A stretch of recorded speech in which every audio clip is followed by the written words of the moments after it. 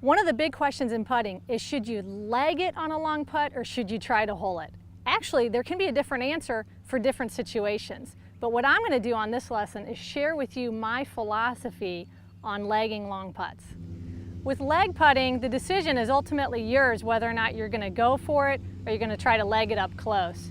Now, certain situations call for a specific answer to that question. If you're in a tournament and it's on the line and you need to make that putt to win, well, obviously you're going for it. If, however, a 3-putt's going to knock you out of competition, then you got to think about that as well. In most cases, though, I find too many amateurs abiding by that 3-foot circle rule. Yes, I teach that. I think it's a great drill for speed control. However, if you leave a putt short, it doesn't have a chance to go in. And I think you can get too caught up in leaving it at a safe distance where you could have actually made the putt.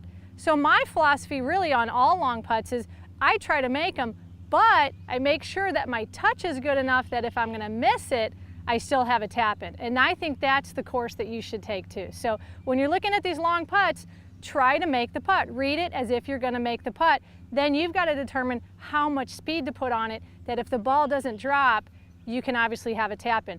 The only time you really have to be super cautious is on those long downhill putts where you don't want to leave yourself, a 10-footer coming back. Those are the ones where you might try to just leg it a little extra bit.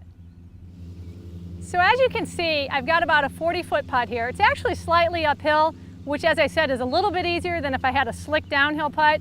And I've already lined it up. I've taken my time going through my pre-shot routine, figure out which way the putt's going to break.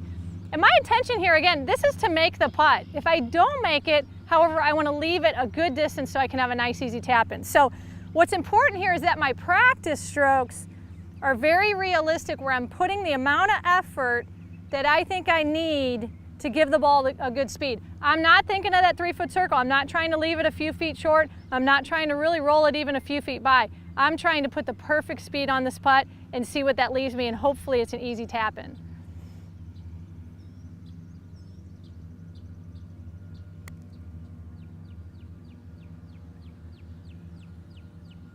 So I gave it enough speed to get it there, which is good, and I've got a very easy second putt now.